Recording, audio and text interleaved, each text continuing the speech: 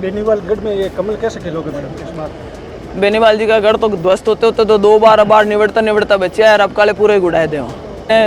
तेजा दर्शन के नाम पर उन्होंने वो वहाँ पे पहुँचे थे और उसके बाद सिर्फ मंच तक जाकर के उसको एक जो धार्मिक सभा होनी चाहिए थी उसको एक राजनीतिक रूप देने की कोशिश करी, जिसकी वजह से उनका विरोध भी हुआ वहाँ से और उनको भाग छूटना पड़ा वहाँ पर। देखिए, उपचुनाव है तो सभी अपनी अपनी तैयारी में लगेंगे। आज भारतीय जनता पार्टी का जो शीर्ष नेतृत्व है वो आज यहाँ पर आया है और उन्होंने अलग अलग ग्रुप बना कर कार्यकर्ताओं के साथ और नेताओं के साथ में मीटिंग करी है और किस तरीके से इसको एक सक्सेसफुल बना सकते हैं। ये योजना इस तरीके की बनाना कि कार्यकर्ताओं से राय लेकर, नेताओं से राय लेकर के कि कैसे सभी एकजुट होकर के कि जो अच्छा माहौल आज भारतीय जनता पार्टी के पक्ष में हमें खींवसर में देखने को मिल रहा है उसको हम कैसे जीत में कन्वर्ट कर सकते हैं, उसकी एक रूपरेखा तैयार करने के लिए आज नेता हमारे बीच में। चुनौती क्या है खींवसर में, क्या मानते हैं कि इस बार कोई चुनौती नहीं है। इस बार हमारे सामने जो नेता हैं उन्होंने जिस तरीके से बरगलाना शुरू कर रखा है, अभी आप देखेंगे कि अभी पीछे 2 दिन पहले ही करनाल का मुद्दा ये देखा आपने, उपराष्ट्रपति जी भी आए थे,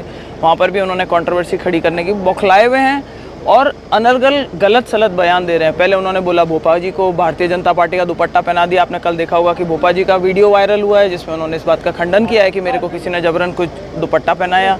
उन्होंने बोला सब जगह पे कह रहे हैं कि भाई पार्टी के झंडे लेकर के आए। हमारी तरफ से कोई भी भारतीय जनता पार्टी का या मैं तो कहूँ किसी भी और पार्टी का कोई झंडा वहाँ देखने को नहीं मिला। अगर वो गए तो खुद अपने हाथ में लेकर के अपनी पार्टी का झंडा लेकर के गए, तो लोगों को उनके जो सही रंग है वो दिखाई देने। तेजा दर्शन के नाम पर उन्होंने वो वहाँ पे पहुँचे थे और उसके बाद सिर्फ मंच तक जाकर के उसको एक जो धार्मिक सभा होनी चाहिए थी उसको एक राजनीतिक रूप देने की कोशिश करी, जिसकी वजह से उनका विरोध भी हुआ वहाँ से और उनको भाग छूटना पड़ा वहाँ पर। तो अब जनता को ये सारी चीज़ें दिखाई दे रही है कि उनकी कथनी करनी में कितना फ़र्क है। इस चीज़ का फ़ायदा भी आने वाले चुनाव में भारतीय जनता पार्टी को होगा। यहाँ से हमारा कैंडिडेट अच्छी जीतेगा। कौन लेके आ रहा है तय हुआ है? भारतीय जनता पार्टी का एक बहुत सिंपल रूल है कि संगठन बेस्ड पार्टी है। संगठन की मजबूती के पीछे कमल का जो फूल होता है, जब तक हमारा एक्चुअल कैंडिडेट अनाउंस नहीं हो जाता, कमल का फूल हमारा कैंडिडेट है। सभी एक साथ जुड़ कर लगे। टिकट लेके आ रहे हैं, क्या बात? मेरे एक क्वेश्चन है कि हमेशा हाईकमान टिकट जारी करता है तो हमेशा यहाँ पर फिर ये विजय चंद वगैरह इसकी वजह से पार्टी हार रही है। ये तो सभी पार्टियों के अंदर देखिए थोड़ी बहुत नाराज़गी होती है लोगों के अंदर कि भाई कोई सभी लोग आकांक्षी होते हैं और जब नहीं मिलती है टिकट तो कुछ लोग ऐसे होते हैं जो कि ओपनली बयानबाजी कर देते हैं। हालांकि भारतीय जनता पार्टी फिर भी मैं कहूँगी कि बहुत अच्छे से अनुशासन में चलने वाली पार्टी है। मुझे नहीं लगता इस तरीके की कोई दिक्कत आएगी। सर्वे करवा रही है पार्टी, अपनी प्रक्रिया वो जारी है। बड़े नेता फैसला करेंगे टिकट किसको मिलती है। हम लोग तो ये कहना चाहते हैं कि जो बड़े नेताओं का जो डिसीजन होगा वो सर्वमान्य होगा। सभी लोगों ने यही चर्चा करी है और सब लोग चाहते हैं कि इस बार एक साथ जुट करके लगें और इस चुनाव के अंदर भारतीय जनता पार्टी को जीतें।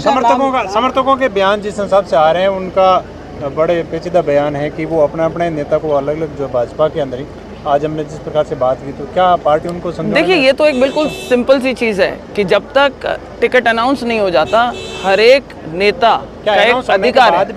नहीं, वो मैं कह रही हूँ उसके बाद में तो देखो रुसा मनाई करते हैं और लोग ऑन बोर्ड आ जाते हैं और साथ में लग जाते हैं। लेकिन पहले तो सभी के पास में रास्ता खुला है कि वो अपना अपना प्रयास जारी रखें और भाई टिकट लेने के लिए अगर लड़ाई में है वो तो अपना प्रयास करते हैं।